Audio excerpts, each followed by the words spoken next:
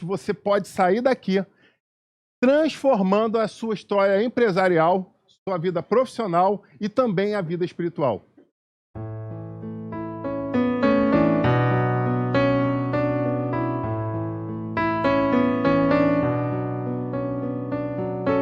Aleluia! Hoje eu quero trazer algumas informações para vocês que eu acho que são pertinentes.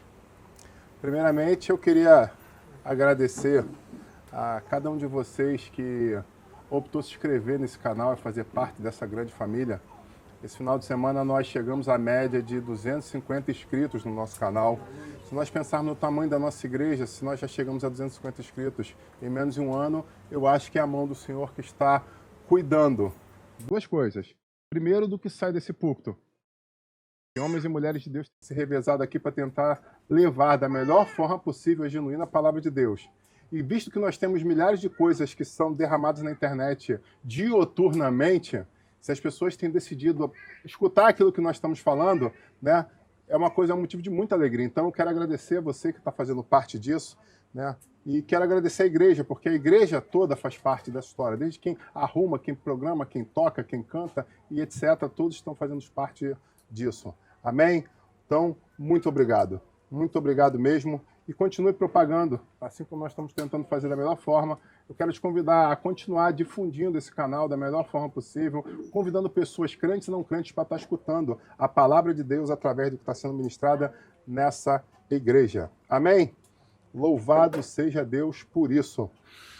Bom, essa noite eu posso dizer para vocês que eu fui abordado pelo Espírito Santo na quarta-feira à noite que eu cheguei do serviço e falei com a minha esposa que eu tinha sido tocado de uma forma especial para estar ministrando uma palavra à igreja essa noite. Então, seja lá o que for, eu quero te dizer que isso já está programado desde quarta-feira. E aí você pergunta, por que você está falando isso? Porque talvez para mim não faça sentido, mas para você faça. Então, vai essa informação aqui de adendo para todos nós.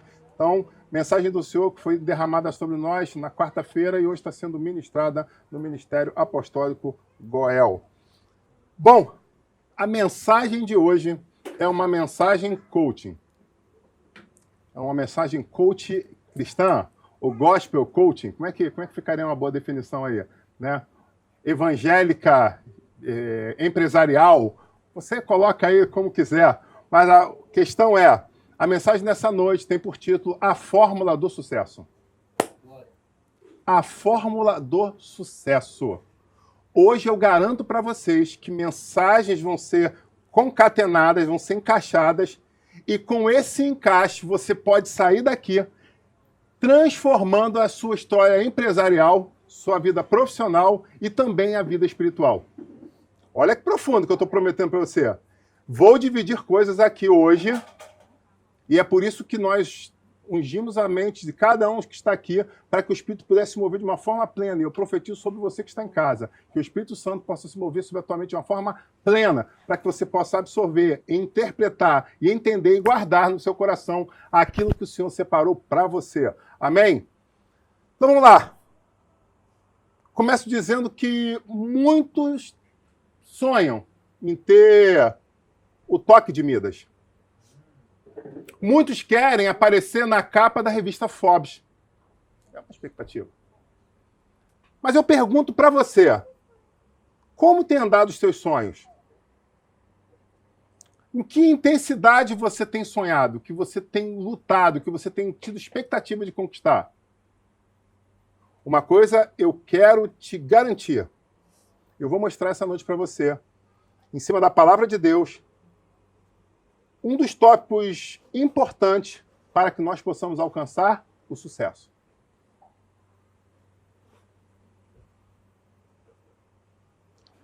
O nosso guia para a abertura desse cadeado foi um homem que empreendeu. Então ele foi um grande empreendedor meados do primeiro século. Então ele fez uma grande... Então você pega meados do primeiro século, essa segunda metade, então a gente já tira que não foi Jesus. Jesus não, já tinha partido de volta para o Pai. Mas teve uma pessoa que ficou aqui que fez uma grande obra. uma obra empreendedora. E se você pegar na definição da palavra, você vai entender isso. E a primeira coisa que ele fez, ele dirigiu a primeira igreja de Jerusalém. Ele teve por título bispo de Jerusalém por nada mais, nada menos do que 30 anos. Então foram 30 anos de ministério profícuo. Ele não era unanimidade. Ele tinha vários opositores. Mas é muito interessante que, mesmo tendo opositores, ele conseguiu consolidar que todos dissessem que ele era homem de Deus. Olha que profundo isso. Então, mesmo quem não gostava da linha de ação dele, não gostava da liderança dele, podia não gostar das questões, como ele administrava a igreja. Mas todos reconheciam, cara, aquele cara ali é o cara. E eu pergunto para você, de quem nós estamos falando? Tem mais. Ele fez uma repreensão muito severa aos ricos avarentos da época.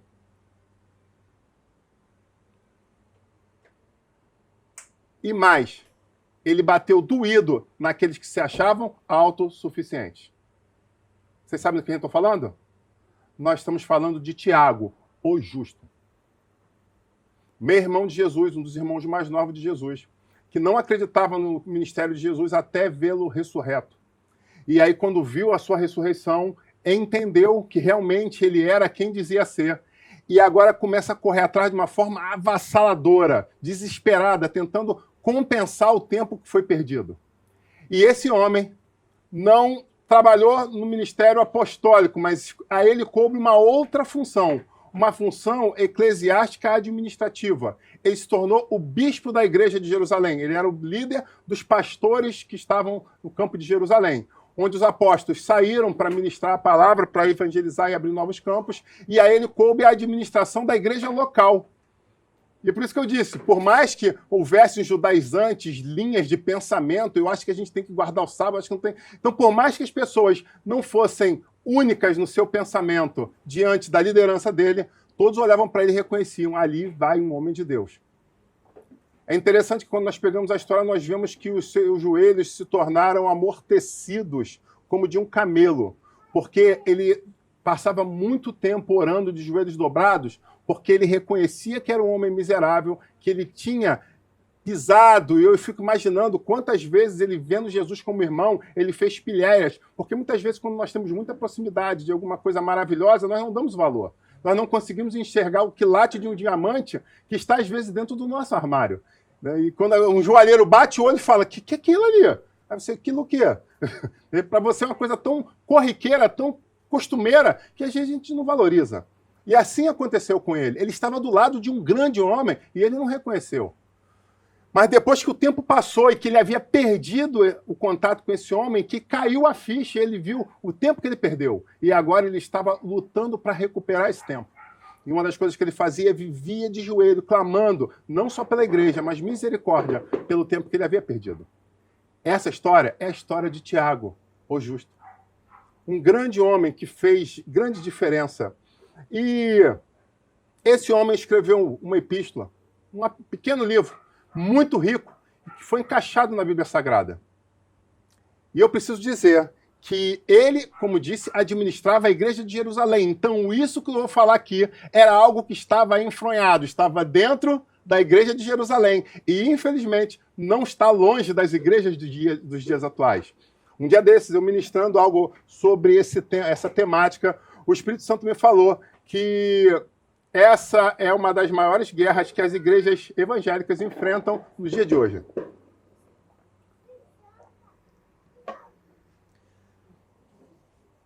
E uma das chaves do sucesso estão exatamente no livro de Tiago, no capítulo 3, e eu quero convidar você a abrir comigo. Tiago, capítulo 3.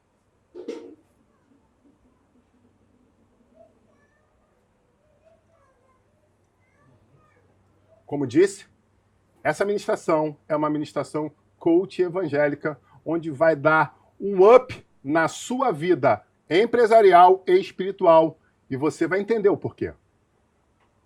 A palavra de Deus diz o seguinte: meus irmãos, não sejam muito de vocês mestres, sabendo que seremos julgados com maior rigor. Então, a primeira coisa preciosa que ele coloca para a gente, que eles entendiam os 5 ministérios, e um desses ministérios era o ministério de mestre. E aí você me pergunta qual era a função e qual é até hoje a função do mestre. O mestre tem por função o quê? Trazer esclarecimentos, estudar a Bíblia com uma forma mais intensa, mais profunda, buscando a revelação do Senhor, para que possa, diante de temas controversos, fazer o quê? Trazer uma pontuação, um discernimento, uma palavra final em cima daquilo que realmente está tentando nos ensinar as Escrituras. E aqui já fica logo uma reflexão muito grande para nós. Se você tem um chamado de mestre, cumpra-o da melhor forma possível. Se você não tem, não se meta, porque a coisa é meio complicada. Se meter, saiba de uma coisa, os mestres serão julgados com maior vigor. Por quê? Se você é um mestre e você entra, permite que na sua mente entre por caminhos de heresia, imagina a desgraça que você vai fazer. Você não somente vai pregar como um pregador, não somente vai falar como um evangelista, as besteiras, como você vai, em meio ao que Satanás vai fazer na tua mente, arquitetar algo, alicerçar algo que é do inferno, para tentar destruir os homens e mulheres de Deus. Então, se você tem um chamado de mestre, eu quero convidar você a tomar muito cuidado com ele. Muito cuidado com a sua mente. Muito cuidado com o que sai da sua boca. Amém? Mas vamos continuar. Versículo 2. Porque todos tropeçamos em muitas coisas. Se alguém não tropeça no falar, é um indivíduo perfeito, capaz de refrear também todo o corpo. 3. Ora, se colocamos um freio na boca dos cavalos para que eles nos obedeçam, também lhes dirigimos o corpo inteiro. Observem, igualmente, os navios, que, sendo tão grandes e impelidos por fortes ventos, são dirigidos por um pequeníssimo leme e é levado para onde o piloto quer. Assim também a língua, pequeno órgão, se gaba de grandes coisas. Vejam como uma fagulha incendeia uma grande floresta. Versículo 13. Quem entre vocês é sábio e inteligente? E aí eu dou uma pausa literária e pergunto, quem entre vocês é sábio e é inteligente? Você se acha sábio? Você se acha inteligente? Ou você se acha burro? Não, eu sou mais ou menos. Eu sou meia boca. Como é que você é? Não, sou aluno tipo C. É tipo leite, né? Tipo C. Na meu boletim só tinha tipo C. Alguns tipo B. Como você é? Como você se julga ser? E eu repito de novo 13. Quem entre vocês é sábio e inteligente? Mostre as suas obras em mansidão de sabedoria, mediante a sua boa conduta. 14. Se pelo contrário, vocês têm em seu coração inveja amargurada e sentimento de rivalidade, não se gloriem disso. Nem mintam contra a verdade. Olha que profundo isso. Traduzindo, se você tem, você sabe que tem, não tenta arranjar uma desculpa dizendo que a culpa é de fulano, é porque eu estou interpretando. Não. Não tente. Não tente. Por favor, não tente. Não minta contra a verdade. 15. Esta não é a sabedoria que desce lá do alto. Pelo contrário, é terrena, animal e demoníaca. Meu amigo, não sou eu que estou dizendo, é a palavra de Deus. Às vezes a gente lê tantas vezes a Bíblia e não para para prestar atenção no que está escrito. Então, se a gente permite que inveja, amargura, sentimento de rivalidade entre no nosso coração, meu amigo, não vem dizer que você é sábio, que você é inteligente, porque isso é burrice. É a interpretação do texto. Pode chamar aí Bechara e outros amigos aqui, ver se eu estou interpretando errado. Eu acho que o texto é bem claro. 16. Pois onde há inveja e rivalidade, aí há confusão e toda espécie de coisas ruins. Mas a sabedoria, lá do alto, é, primeiramente, agora vamos lá, pura, depois, pacífica, gentil, amigável, cheia de misericórdia e de bons frutos, imparcial, sem fingimento. Ora, é em paz que se semeia o fruto da justiça para os que promovem a paz. Amém? Essa é uma lição que esse homem nos dá, que muda totalmente a nossa... Mas, pastor, você falou que era empresarial, que era... acho que o senhor se confundiu. Calma, jovem, vamos ver se está dentro ou se não está. Muitas coisas não acontecem na nossa vida, eu vou te dizer por quê. Alicerçada na palavra de Deus em diversos textos de Salmos, de Provérbios, de Tiago e etc., nós vemos que a nossa língua pode destruir plenamente o sonho de Deus sobre a tua vida. Ah, pastor, mas tem gente que canta aí que os sonhos de Deus não vão se frustrar. Ok, só que quem canta isso esquece que tem um negócio chamado CPF. Cadastro de pessoa física. Realmente, se Deus quer que aquela lâmpada seja trocada e ele chamou você e você desistiu de fazê-lo, você pode ter certeza que aquela lâmpada vai ser trocada. Porque ele pode pegar um nenenzinho daquele ali, dar habilidade para o nenenzinho, ele subir, a lâmpada vai ser trocada. O sonho de Deus vai se cumprir. A grande questão é que algumas pessoas acham que só ele é elegível para aquele cargo. Se eu ouvir que aquilo eu posso dar meia volta, fazer o que eu quiser na minha vida, e daqui a um tempo agora eu vou voltar lá para cumprir aquilo lá, porque aquilo é muito maneiro. Aí você volta, agora eu vou cumprir, só que já está feito. A oportunidade já passou. E é por isso que eu falo que esta mensagem tem um viés entre duas esferas, tanto a empresarial quanto a espiritual. Porque da mesma forma, se você está na iminência de fechar um contrato, e você está ali na expectativa, vou fechar, tá articulando, e de repente você chega e dá um gelo no contratante. Não, vou dar um tempo aqui, vou lá para a região dos lagos, vou lá para Angra, andar de iate, vou dar um tempo, dar um gelo nele, daqui a um mês eu volto para retomar as negociações. Depois de um mês que você voltou, qual é a grande chance de ter acontecido algo diferente de o teu CNPJ ou o teu CPF estar contratado? É plena. Plena. E é por isso que eu digo, nós precisamos tomar cuidado com o que nós falamos para não destruir nem a nossa empresa, nem os nossos negócios, nem os nossos sonhos, nem o nosso ministério, nem a nossa vida e talvez até, quem sabe, a nossa própria salvação em Cristo Jesus. Uau, profundo isso, pastor. Sim, profundo.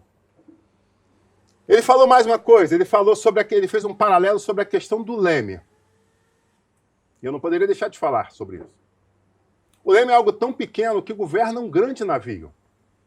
Sabe, eu tenho conversado com alguns pastores de uma forma estanque, né? Tenho entrevistado alguns pastores, por assim dizer, e todos eles são unânimes em falar que um dos grandes problemas que estão passando na igreja hoje é a questão da fofoca. Mas espera aí, se eu pego Tiago explicando, o bispo de Jerusalém, irmão de Jesus, meu irmão de Jesus, se você preferir que eu fale assim, eu falo, meu irmão de Jesus. Se ele explicou que naquela época Satanás agia dessa forma, e ele trabalha de uma forma cíclica na humanidade, por que ele estaria fazendo de uma forma diferente se ele foi vencedor diante de muitas pessoas naquela época, num passado não muito distante? O que ele faz? Ele repete a dose. O interessante é nós, homens e mulheres de Deus, dotados do Espírito Santo, da capacidade plena de concatenar nossos pensamentos, permitir que nós venhamos a ser levados por essa estratégia de Satanás. Então eu, em primeiro lugar, e convido vocês, em segundo, terceiro, quinto, sexto, sétimo, que tomemos muito cuidado com aquilo que sai dos nossos lábios, porque isso pode estar literalmente fechando as portas para a nossa vida. E acredite, a culpa não é do inimigo, a culpa é nossa. Por que a culpa é nossa, pastor? Por um motivo simples. Muitas pessoas têm decidido entrar numa jaula, entrar numa gaiola, entrar numa prisão, onde, na verdade, eles estão presos, mas eles são possuidores da chave. Que profundo isso. Eles são encarcerados, eles são presos, eles são algemados, mas parece aqueles filmes que quando ele olha para o chão, a chave está ali. E aí você pergunta, e por que eles não saem? Vai ter um motivo. Tem um grande motivo para isso. Quando a gente pensa na palavra sucesso, ela vem do latim de sucessos, que quer dizer entrada, abertura, bom resultado e êxito. Então, é isso que a palavra, no seu original vindo do latim, representa por sucesso. É você realmente conseguir o êxito naquilo que você deseja, naquilo que você sonha. E aí você pergunta, o que eu preciso para isso? A primeira coisa a gente já viu. A gente precisa ter um domínio sobre a nossa língua. Porque se nós falarmos as coisas erradas, nós podemos literalmente destruir as duas esferas que nós estamos trabalhando essa noite. Como eu falei, espiritual e empresarial. Mas aí eu vou agora para uma segunda chave, uma segunda oportunidade, só que essa agora aconteceu alguns anos antes desses 30 anos de administração do nosso amigo Tiago. Essa história está lá em João, capítulo 20. Eu convido você a abrir para acompanhar comigo. Porque é bom que depois, se você precisar, você pode ir lá e falar assim, cara, o pastor falou uma coisa, onde que estava escrito mesmo? Ou não, ele não falou, ele parafraseou a Bíblia. Não, ele inventou, ele locubrou. Não é isso que está escrito, ele interpretou de uma forma errada. Você pode até me ajudar, então. Então, lá em João, mais ou menos a partir do 24, ele vai dizer uma coisa muito interessante. Jesus Cristo havia ressuscitado. E ele havia aparecido a algumas pessoas. E dentre essas pessoas, primeiro ele apareceu a algumas mulheres, depois ele apareceu aos apóstolos que estavam escondidos. Eles estavam escondidos por quê? Porque eles estavam com medo da fúria da administração eclesiástica dos judeus. Então eles estavam literalmente trancados num lugar. E a palavra começa dizendo isso, que estavam eles ali fechados, eles estavam presos. Mas eles estavam presos aonde? Pelo lado de dentro. Concordam comigo? Eles estavam presos, mas eles eram possuidores da chave. E o que os fazia estar presos? Eles estavam presos por causa do medo. O medo naquela hora fazia com que eles tivessem uma situação de confinamento. Mas não importa se você está confinado por causa do medo ou não. Jesus Cristo chega até você e te alcança. E ele exatamente fez isso. Ele entrou naquele ambiente, mesmo com as portas estando fechadas, e os saudou com a palavra Shalom. Se você não sabe o que é Shalom, é só você ir lá no nosso canal e vai ter... bota o link aqui em cima, por gentileza, já citando até mesmo o que é Shalom. E aí você vai ver lá a pastora Kátia ensinando de uma forma extraordinária, como uma judeuzinha, o que significa Shalom. E aí, Jesus chega e fala com eles, e ali, quando Jesus chega e começa a conversar com eles, eles eram amigos. Ele chega e fala, aconteceu isso, tá vendo aqui e tal, e aí começa a falar sobre a situação. Mas num segundo momento, Jesus já havia passado e chega um homem que fazia parte dessa diretoria. Ele era um dos diretores dessa firma de evangelismo, vamos colocar assim, né? Firma de propagação do evangelho. Dá até para botar, nome fantasia. Depois registra lá, por favor. Então, eles tinha um conglomerado, tinham diretores que estavam ali à frente, onde Jesus estava como presidente dessa firma, e ele elegeu ali 11 diretores, na verdade 12, mas um pediu demissão compulsória, então ficou ali 11. Só que no dia da reunião, um não estava. Mas calma aí, cara. Essa empresa não nasceu ontem, esse CNPJ não foi criado ontem. Esse CNPJ está com tudo pago, está com tudo em dia, já está com mais de 3 anos rodando. É uma firma que já está consolidada em todo Israel. Já está sendo falado no Egito, Mesopotâmia, já tá explodindo. Já tem gente na Europa ouvindo falar sobre essa firma. Já tem gente querendo se filiar a ela, pegar a franquia dela de tudo que é lugar, de vários países. Cara, não é uma firma que nasceu ontem. Aí, numa reunião de cúpula, um dos diretores não estava. E aí, quando ele chega na próxima reunião, o que acontece? Os outros 10, caramba, o presidente esteve aqui e ele falou isso pra gente. Aí a primeira coisa que ele faz, o que é? O que ele fez? João, capítulo 20, a partir ali mais ou menos do 24. Ele chega e fala, não acredito. Ele esteve aqui, eu não acredito. Mas por que você não acredita? Vamos lá, vamos por parte. Eu sou um cara safo, eu sou um cara inteligente, não é qualquer coisinha aqui. Então vamos lá, primeira coisa. Eu tenho que ver com meus próprios olhos as feridas das suas mãos. Mas tem um ditado popular que diz que desgraça pouco é bobagem, não é isso? Aí o que ele faz? Tem mais. Ai, cara, você podia parar por ali. Ele já tinha botado a língua dele, já estava descendo veneno pela língua, já podia matar o corpo todo, já podia matar metade, já podia ruir com aquela empresa, com aquela fala dele. Talvez alguns sócios que tivessem preocupados com botar o capital por causa da estabilidade econômica, poderiam tirar capital da empresa só por causa dessa fala dele. Vocês estão entendendo isso? Vocês estão entendendo plenamente? Porque muitas pessoas aqui querem ter negócios. Muitas pessoas aqui podem até já ser empresários ou sonham em ser. Então tome cuidado com o que você fala. Porque o Espírito Santo me moveu exatamente a trazer um paralelo nessa história. Que tem gente destruindo as duas esferas. Mas não sabe por quê. Deve ser trabalho do inimigo. Isso foi feitiçaria que fizeram contra mim. Mas a língua, para dormir, tem que enrolar e passar fita para segurar dentro da boca, de tão grande que é. E aí o que ele fala? Não, deixa eu ver, não, só botar a mão, não tem mais. Aí tem mais o quê, cara? Eu não quero só ver. Eu quero também colocar a minha mão.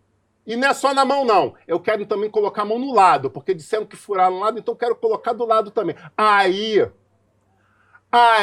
se isso acontecer, eu imagino o mundo econômico, como é que estaria. A Bolsa de Valores. A execução de ações nessa hora dessa empresa. Pessoal vendendo, liquidando, desesperado. Meu irmão, ruiu a casa entre eles. Vocês estão entendendo isso? Se você nunca aplicou em bolsa, talvez você não me entenda. Mas se você entende um pouco de mundo empresarial, você sabe exatamente o que eu estou falando. É verdade ou não é? Os investidores estão vendo ruir dentro da diretoria. O que acontece? Meu amigo, eu vou tirar meu dinheiro desse negócio agora, antes que piore. Não é isso? Temos pessoas aqui que trabalham com isso, sabem muito bem o que eu estou falando. E aí ele chega e fala, para piorar, eu quero colocar a mão. Mas deixa eu dizer uma coisa para você, não era qualquer um que estava falando isso. Não era um faxineiro da empresa. Não era um office boy que ouviu uma conversa pela metade. A gente está falando de um dos diretores, a gente está falando de um dos caras, a gente está falando de um dos apóstolos. Para pensar comigo. Qual era uma das características do ministério de Jesus? Ele curava, ele trazia libertação e ele fazia o que mais? Fazia o que mais? Ressuscitava mortos. Então a gente está diante da história de uma pessoa que ressuscitava mortos e agora usa esse poder sobre ele mesmo. Tinha alguma incoerência nisso? Detalhe, ele havia visto essas coisas acontecerem. Mas no primeiro momento que ele é provado, e aí é uma coisa interessante, porque muitas pessoas, às vezes, vivem uma vida evangélica, uma vida né, de casamento, uma vida de fidelidade no caixa da empresa, uma vida de fidelidade de filho, porque pura e simplesmente o portão sempre esteve fechado.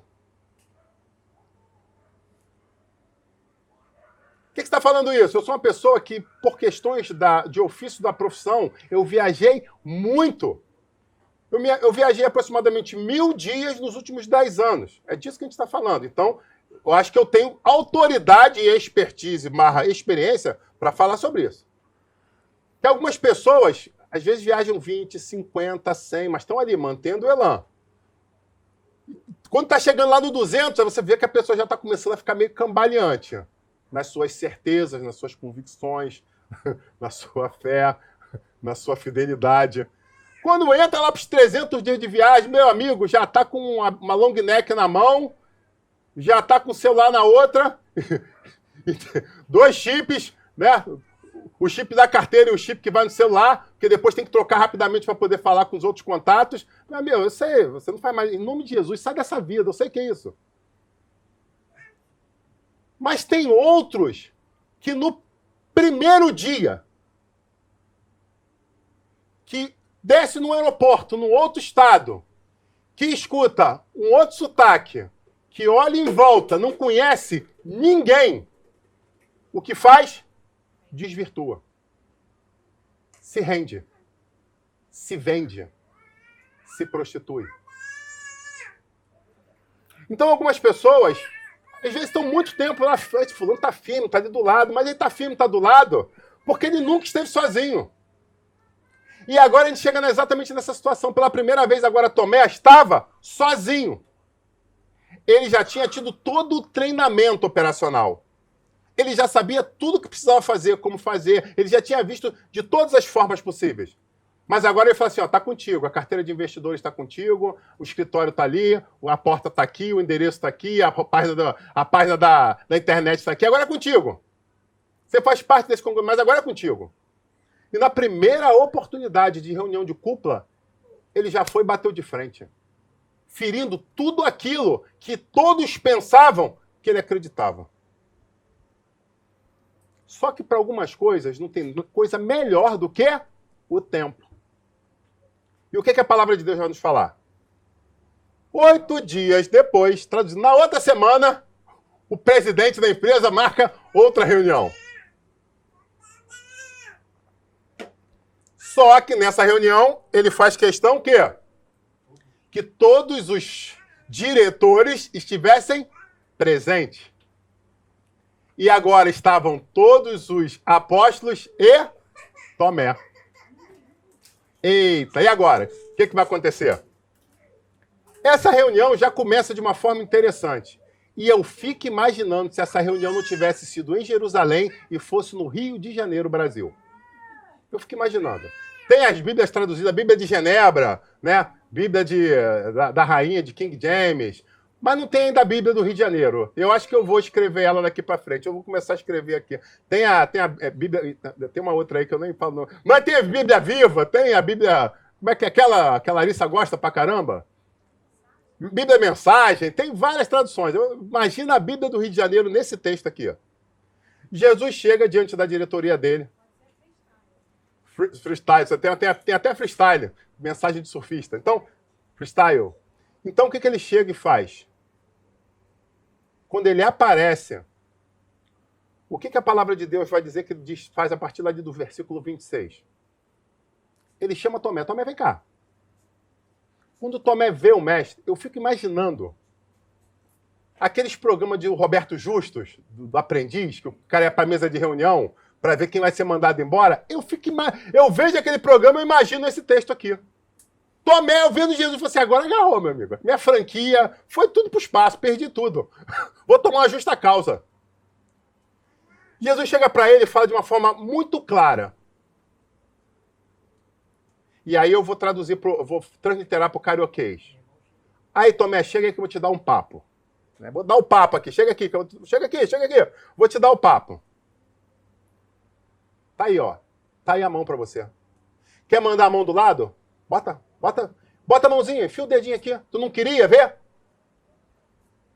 Mas Tomé, em meio à burrada que havia cometido, uma coisa ele fez certa. Qual foi? Abre lá a tua palavra e vê o que ele fez. Ele já começa como? Como diriam no carioquês, na disciplina. Ele começa na humildade. E posso dizer uma coisa? Tem muita gente perdendo a firma, perdendo a fé, perdendo o ministério, porque não sabe o que significa essa palavra. Humildade. Ele chega na humildade. E quando ele chega na humildade, o que ele fala? A primeira abordagem dele, qual é? Senhor meu. Deus meu. Eu fico imaginando o que passa pela cabeça desse homem nesse momento. A Bíblia fala que passaram-se 8 dias de incredulidade. Até ele ter a oportunidade de rever o que ele tinha feito. Mas é interessante que a Bíblia foi escrita para nós de uma forma para que nós pudéssemos refletir nela todos os dias.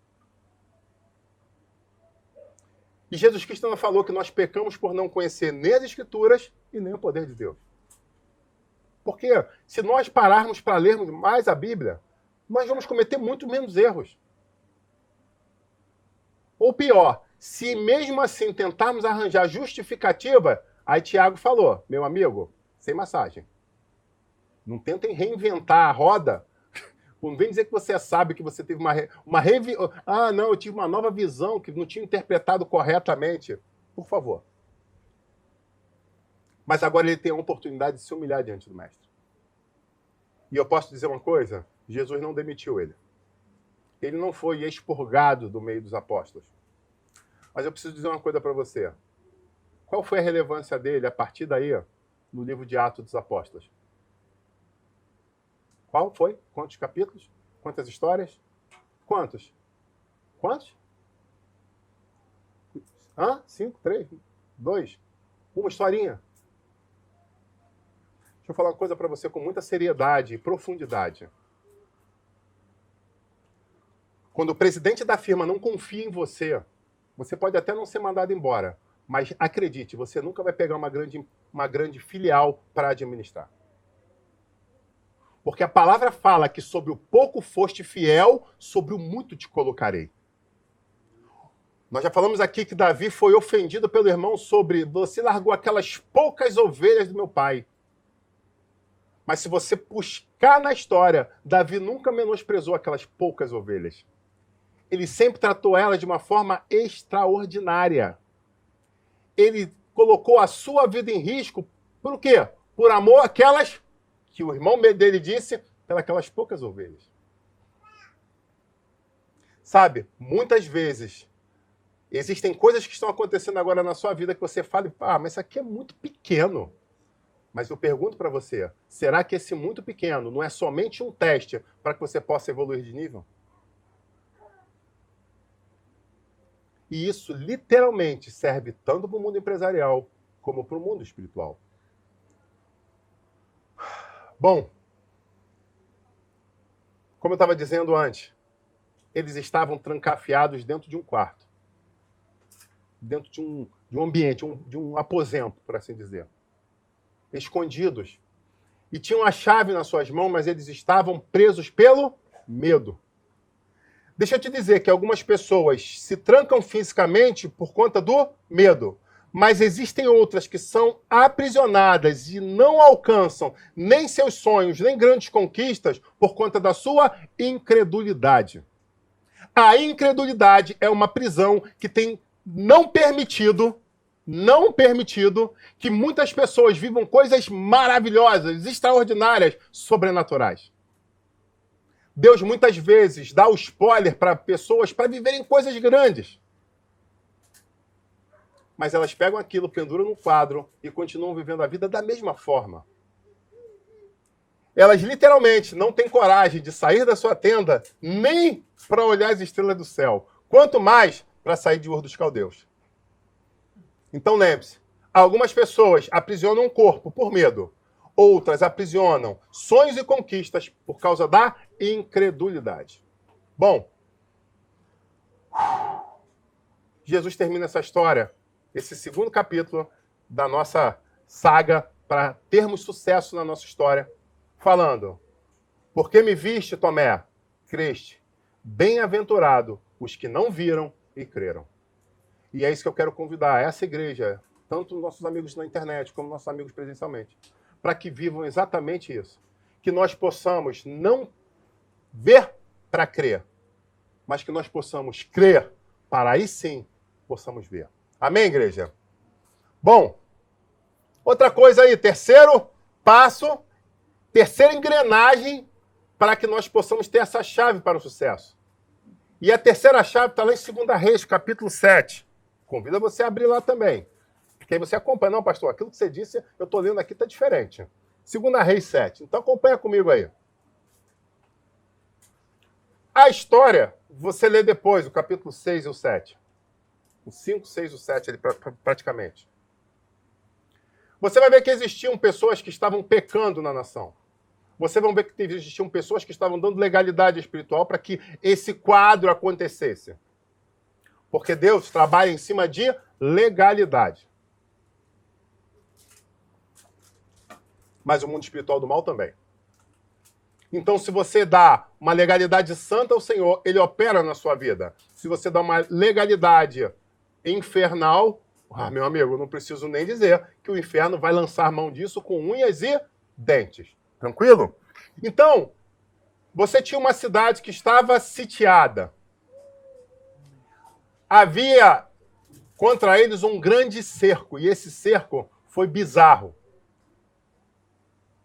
Sabe, é interessante, eu espero nunca passar por isso, mas uma pessoa um dia me falou uma coisa que eu nem vocês vão querer passar, e eu tenho certeza que depois que eu contar isso aqui, você vai falar amém. Que não existe coisa pior do que você se divorciar de uma pessoa que você é inimigo. Amém, igreja? Porque quando você se divorciar de um inimigo, meu amigo, ela vai lutar com unhas e dentes para arrancar até o seu rote, se puder. Tem um dente de ouro, corta no meio o dente, metade é meu, metade é dele. Eu quero metade de tudo. A roupa, corta no meio as roupas, eu quero metade das roupas, metade é minha. Mas fica com metade, não, eu quero metade, porque eu quero é destruir, eu quero prejudicar. E aí eu lembro desse amigo que estava passando por um processo de divórcio litigioso, não é isso? Com briga, com confusão, e ele falou, meu amigo, você não queira nunca passar por isso. Eu falei, amém, não quero nem passar pelo amigável, muito menos pelo litigioso. Amém, mulher? Amém? Ô, glória, a mulher começou a sapatear lá atrás, ó o mistério. Aleluia, é isso aí mesmo, tamo junto. Você vai ter que me aturar. E nem morte, né, que já voltou uma vez, eu tava orando aqui pensando nisso hoje. Assim, ó, se ela morrer de novo, eu peço de novo para ela voltar. Eu tava chorando aqui, ó, aquela hora que você tava orando, ministrando, eu tava falando isso com o Senhor. Senhor, eu vi você num caixão, vou falar aqui publicamente, aí eu vi ela no caixão, eu orando no caixão, você levantando. Eu falei, não vai me deixar não. Pô, vamos ficar juntos, tem muita coisa para acontecer ainda. Você, o osso, não vai comer o filé? Não, fica comigo. Mas voltando aqui. O cerco estava muito grande. E sabe o que é interessante? O inimigo estava feroz contra Samaria. Eles tinham certeza, convicção do que eles queriam. Eles queriam invadir a cidade e destruir o povo. Só que o que eles fizeram? Eles se fecharam. E o que o inimigo falou? Pode se fechar, pode ficar aí dentro trancado, tranquilo. Uma hora a comida vai acabar. Uma hora a fome vai ser maior. E vocês vão entregar a posição. Vocês vão se render. E aí eu estava escutando uma pessoa falando uma coisa interessante hoje. Eu estava conversando com um presbítero amigo meu e ele falou, varão, uma reflexão. Eu falei, como é que está a tua igreja? Ele, varão, depois que acabou essa história de pandemia que as igrejas reabriram, muita gente não voltou. E aí quando você tenta ir nelas, elas falam que não voltaram porque ainda não tem vacina. Eu falei, deixa eu te dizer uma coisa. Existiam muitos evangélicos funcionais, existiam muitas pessoas que achavam interessante o louvor, a música, o ambiente, a iluminação, o ar-condicionado geladinho e tal, beleza. Se sentia no cinema. Tem algumas igrejas que você consegue até sentir como se fosse no cinema. É muito confortável. Eu tive até uma com o nosso levita Paulino, que era literalmente, né, até no jogo de luzes, estava um negócio interessante, né? Eu ia cumprimentar o pastor no final do culto, eu só não sei como, mas ele desapareceu. Né? Eu não sei se tinha passagem secreta para ele sair, eu sei que... E nunca mais vi o pastor. Eu voltei outra vez e eu falei, não, no final do culto, para falar com o pastor, cumprimentar esse homem de Deus pelo trabalho que ele está... Cadê? Nunca mais foi visto. Aí quando cheguei na porta, o carro já não estava mais lá. Ele já tinha ido embora. Né? Então tem lugares que a coisa é teatral mesmo. Você não consegue depois sentar aqui, pegar um copo de refrigerante com o seu pastor, bater um papo, comer comer um biscoito de limão, para quem entendeu, isso é codificação para quem é amigo de muitos anos, né? Um biscoito de limão já há muitos anos, consegue fazer isso. O fato é, eles estavam ali em volta assim, eu vou dominar, meu amigo, eu vou ficar aqui sentado, comendo uma pipoca e não vai entrar nada. Não entra nem sai nada. Só aceito que a bandeira branca de rendição. Ou então, algum Judas entregar a posição, a gente invade e mata todo mundo. Ele só tem duas hipóteses, nenhuma delas é boa. E aí entra a terceira chave. Eis que entra o homem de Deus. Acompanha na sua Bíblia, lá no 7. E Eliseu prediz a abundância de víveres, né? E Eliseu respondeu, ouçam a palavra do Senhor. É a palavra de Eliseu? Não. Ele estava ali como um emissário. E a nação sabia que ele era um emissário, reconhecido da nação como um profeta. E ele fala, ouçam a palavra do Senhor. Assim diz o Senhor. E aí eu fico imaginando o povão que estava ali em volta na cúpula, ele estava no palácio, né? A cúpula junto com ele ali, a cúpula do rei. E agora, meu amigo, o que, que o Senhor vai falar para a gente? O que, que vai vir para a gente depois de tudo isso que está acontecendo? De toda essa fome, toda essa desgraça, nem eu querendo comer, já o negócio já estava no papo de carne humana. De matar bebê para poder fazer leitão. O negócio estava sério. A fome estava no talo. E aí ele fala: amanhã, por volta dessa hora, na porta de Samaria, tanto uma medida de farinha como 2 de cevada serão vendidas por uma peça de prata. Eu fico imaginando aquele mais pentecostal já começou a rodopiar no poder ali mesmo, né? Glorificar, gente caindo de joelho. Só que ele estava falando diante de quem? Quem conhece a Bíblia vai saber que ele estava falando isso direto pro rei. Só que, literalmente, o braço direito do rei, e aí você vai, quando você pega o texto, você vai entender que a palavra fala que era o homem, o general que estava o quê? Segurando o rei, apoiando o rei. Olha para o lado e fala o quê? Meu Deus do céu. O oficial em cujo o braço o rei estava apoiado disse ao homem de Deus. Ele sabia quem estava falando. Ele sabia as credenciais de Eliseu. E quem estava vivo nessa época sabia literalmente que já conhecia as histórias de Elias e de quem ele seguia. Ele já tinha dado diversos exemplos que era homem de Deus. Mas o que ele faz? O braço direito do rei fala o quê? Ainda que o Senhor abrisse as comportas do céu, será que isso poderia acontecer? Pausa literária, vamos aos concurseiros de plantão. Poderia é o quê?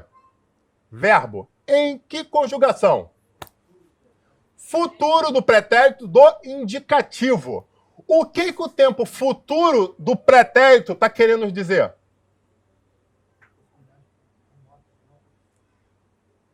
Já causa o quê? Dúvida, incerteza. Então, a conjugação verbal já te leva para esse lado, né? Algo que não vai acontecer, eu já estou falando que o que está no futuro já é passado, traduzindo. O que dizem que vai acontecer já está derrotado, traduzindo. Ele coloca de uma forma, ele profetiza de uma forma literária, vamos dizer assim. Ele traz uma palavra de desgraça, de desânimo, de falta de fé.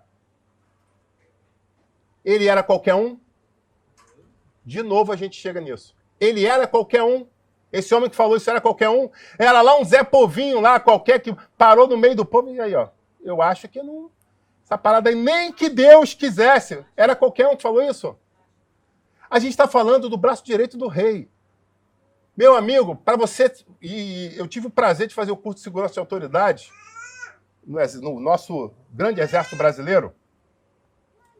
E ali você aprende que existem posições junto ao presidente. E o cara que fica mais perto, chamado de mosca, meu amigo, é um cara que o presidente, entre aquela equipe muito bem treinada, fala: pô, nesse aqui, eu literalmente confio a minha vida. Perfeito? Se o rei estava cambaleando as pernas e ele estava apoiando o rei, porque ele tinha uma grande estima real. Ele tinha uma posição de destaque. Ele era alguém na qual o rei confiava. E Deus está falando para a nação, através do rei, que algo extraordinário iria acontecer. Mas o que acontece? O braço direito entra com uma palavra de descrença. De novo, nós vemos alguém que faz parte da diretoria. Olha que profundo isso. Tentando fazer com que a firma venha a ruir. Diz aí, meu contador, e os investidores nessa hora, quando ele fala isso aqui, nos dias de hoje? Bolsa de valores aberta. Já começa a ação. Menos 1, menos 1,8, menos 2, menos 3, menos... Está se perdendo dinheiro, muito dinheiro. Por quê? Um reino dividido não prevalece. A própria palavra fala sobre isso. Então, aquele homem, mais uma vez, nos dá um exemplo de que nós precisamos tomar muito cuidado com aonde nós emprestamos o nosso ouvido. Então a gente teve aqui 3 exemplos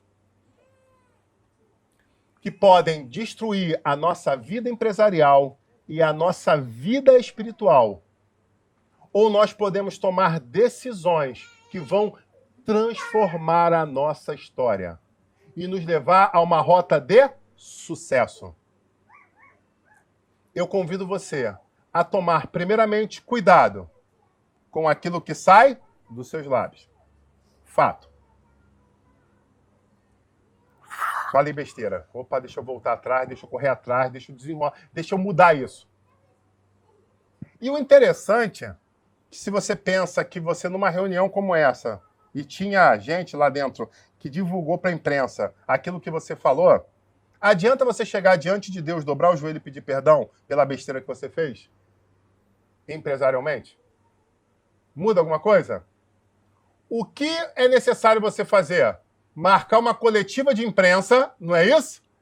Chama toda a imprensa, eu tenho algo a declarar. E vai todo mundo, né? O cara falou aquilo ontem, agora ele já quer falar. Pronto, o que vai acontecer? Aí começa a especulação de novo. Vai abrir uma nova empresa, vai ruir. E, na verdade, o que ele faz? Ele aproveita aquela oportunidade para se desculpar publicamente da besteira que ele tinha feito.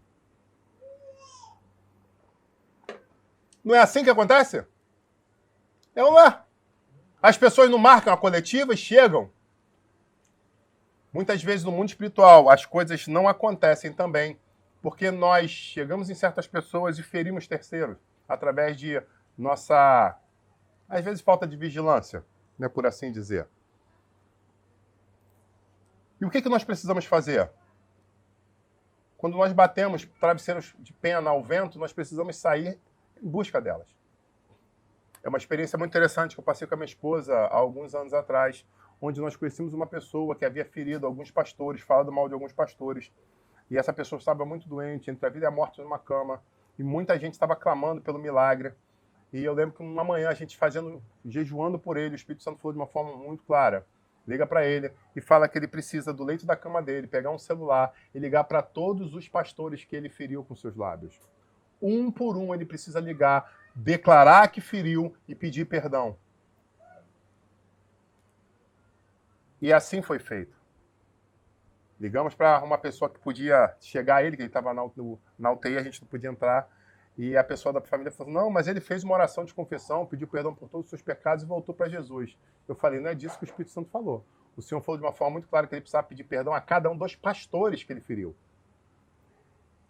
E ele falou, será que isso é necessário mesmo? Eu falei, se você não entregar e decidir que não é importante, que seja entre você e Deus. Eu estou entregando a palavra como profeta. Se você não puder entregar porque você julgar que não é necessário, e a minha parte, eu estou me sentindo totalmente livre. Agora é com você. E essa pessoa, como aquela mensagem do Correio que a gente assistiu há pouco tempo, fez questão de bater com o fiel depositário da mensagem de Deus e entregar para essa pessoa. O mais interessante, que assim ele começou a fazer naquela mesma tarde. Ele começou, liga para fulano. Fulano eu feri. Fulano, eu estou aqui, eu reconheço que eu fiz isso com você. Eu quero te pedir perdão. E o pastor, eu te perdoo e te libero em nome de Jesus. Agora liga para o presbítero fulano de tal, da igreja tal, porque eu também... Aí ligava, presbítero, fulano de tal está aqui, não sei o que, ele quer conversar contigo. Irmão, a paz do Senhor, eu numa situação tal, fiz isso contra você. Eu levei muita gente, eu desviei muita gente da tua igreja, porque eu tentei mentiras contra você. Eu quero pedir perdão. E ele começou a fazer isso um por um. E acredite, ele estava com câncer de esôfago e ele foi curado.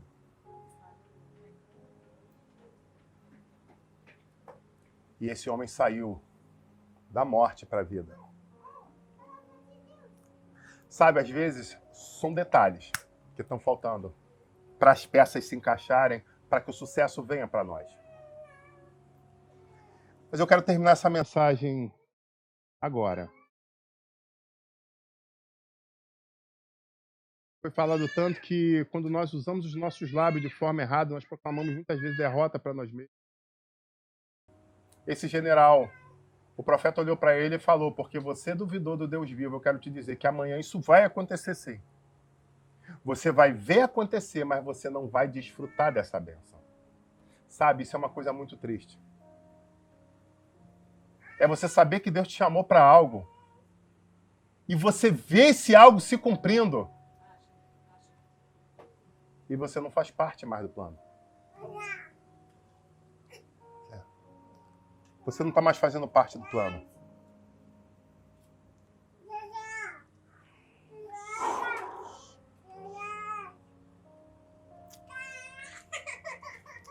Eu quero terminar essa mensagem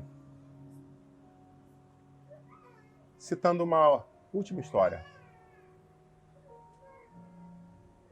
E essa história também é de um outro profeta. Só que dessa vez ele não profetizou contra alguém e se cumpriu, por sinal. O general não conseguiu. No dia seguinte, depois da história maravilhosa, se vocês vão ver, dos leprosos, onde eles já tinham tudo, colocado tudo a perder, eles já estavam doentes, naquela época a lepra era uma doença que levava praticamente, fatalmente. Era difícil haver uma reestruturação. E quando eles vão ao acampamento, e depois de comer, beber, e esconder ouro, e voltar a esconder mais ouro, e aí eles param e falam, não, tá tudo errado. Tá tudo errado. Pô, cara, a nação todinha tá morrendo lá de fome, eu tô aqui comendo, bebendo, usando do ouro, escondendo ouro.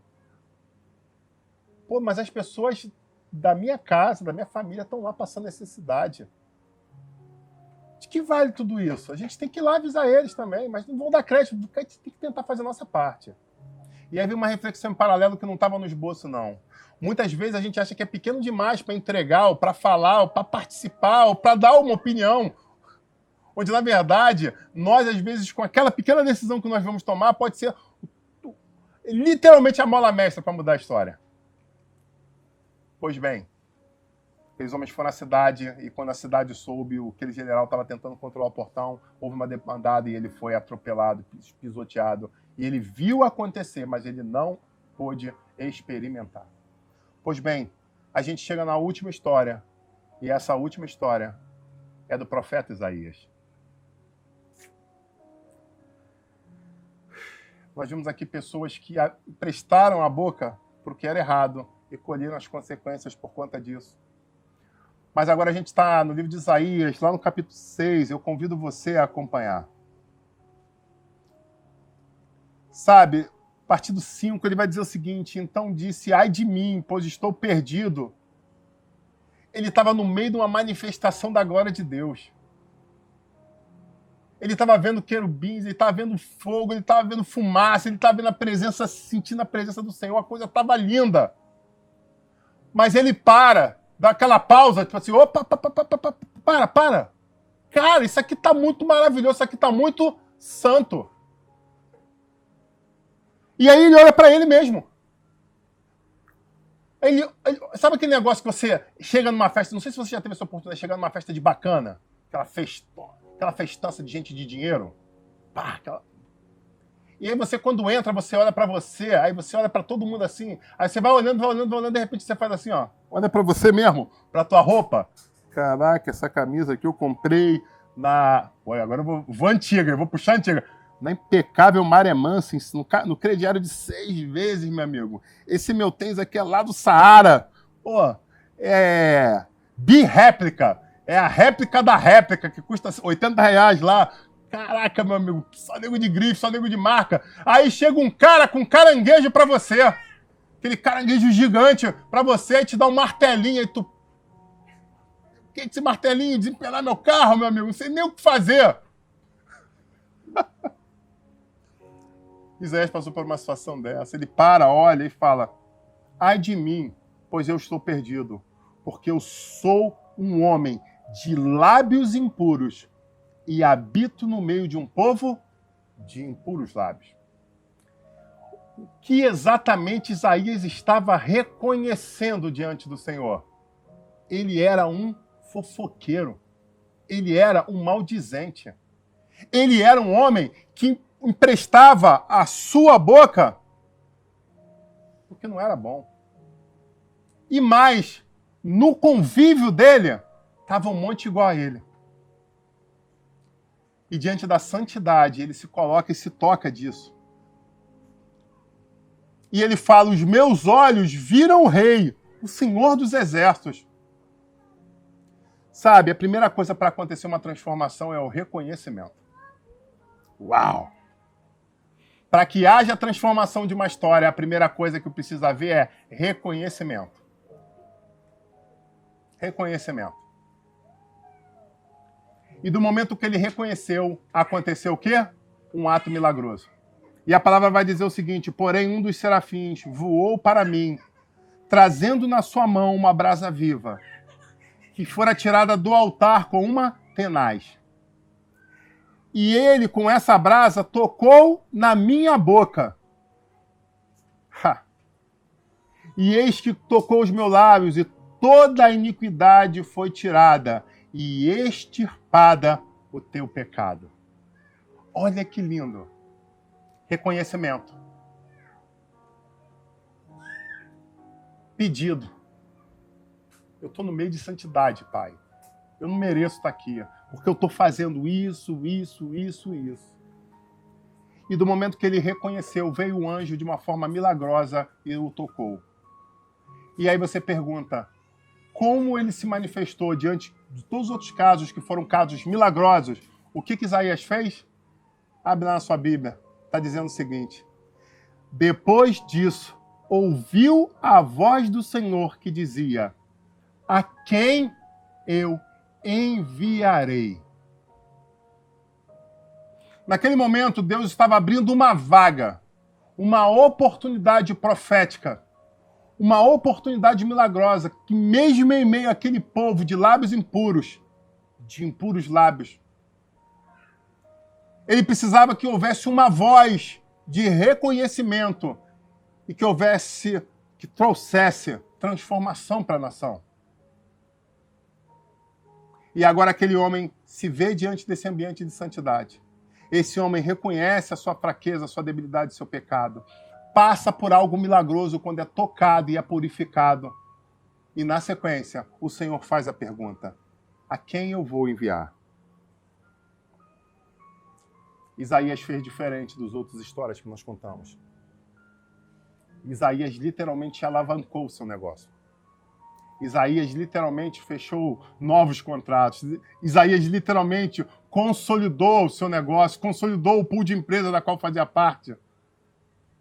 Porque Isaías chegou e falou exatamente o seguinte: quando o Senhor pergunta, a quem enviarei? Quem há de ir por nós? Ele se olha, se sente transformado, se autoriza a viver o novo e fala: eis-me aqui, Senhor, envia-me a mim. Deus manda perguntar essa noite: quantos miseráveis, pecadores, falastrões, fofoqueiros, mentirosos, disseminadores, que estão no nosso meio, que reconhecem que a glória de Deus está se manifestando cada vez mais à nossa volta e que tem um grande chamado para nossas vidas e que está perguntando literalmente para que as coisas possam acontecer, a quem eu poderei enviar. Porque essa é a grande temática, essa é a conclusão e o ápice dessa mensagem. Muitas pessoas são chamadas, mas negligenciam.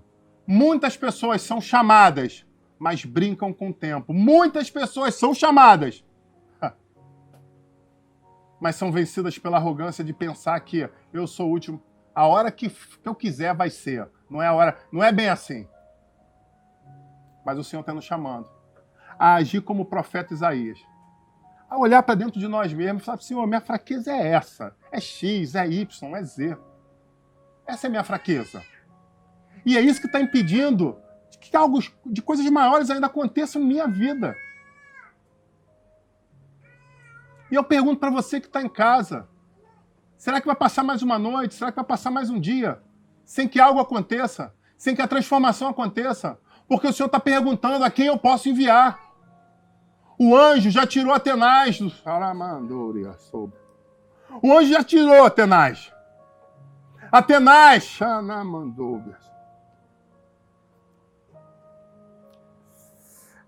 está na mão do anjo. Na ponta, a brasa ardendo, para te purificar. Mas, pastor, isso pode queimar, pode machucar. Meu amigo, isso vai te purificar. Tem coisas que podem até machucar, mas na verdade vão trazer cura para a tua vida. E o Senhor fala, quem está precisando de cura? Eu quero convidar você a se colocar de pé em nome de Jesus. Sabe, talvez nem de pé, talvez você esteja precisando ficar de joelho. Eu quero te convidar a se sentir à vontade, a fazer aquilo que o Espírito Santo está te movendo. Talvez não seja de pé a melhor forma que você precisa ficar, talvez seja de joelho. E eu quero orar por você. Eu quero orar por você, porque eu creio que o Senhor me deu essa mensagem. Na quarta-feira, de novo eu falo, eu não sei por que ele pediu para falar isso de uma forma tão incisiva, mas na quarta noite ele me deu essa mensagem para trazer para todos nós, a igreja presente, mas principalmente também para você que está em casa acompanhando. Que ele ouviu o que você falou, ele viu o que você fez, mas ele está te dando mais uma oportunidade de recomeçar a sua história. Sabe, a história de Tomé não foi escrita realmente no livro de Atos dos Apóstolos. Mas quando nós pegamos os livros de apoio, como pegamos José, pegamos outras fontes de consulta dentro da história dos judeus, nós vemos que Tomé realmente não figurou em Jerusalém nem na Europa, mas ele decidiu seguir por um caminho diferente na Índia e depois na África, concomitantemente. Porque ele entendeu que ele recebeu uma nova oportunidade. Eu recebi uma nova oportunidade e eu quero fazer diferença. E é isso que o Espírito Santo está convidando a cada um de vocês. Eis que eu te dou uma nova oportunidade, igreja. O que você quer fazer com isso? Eu quero orar por você. Pai, em nome de Jesus.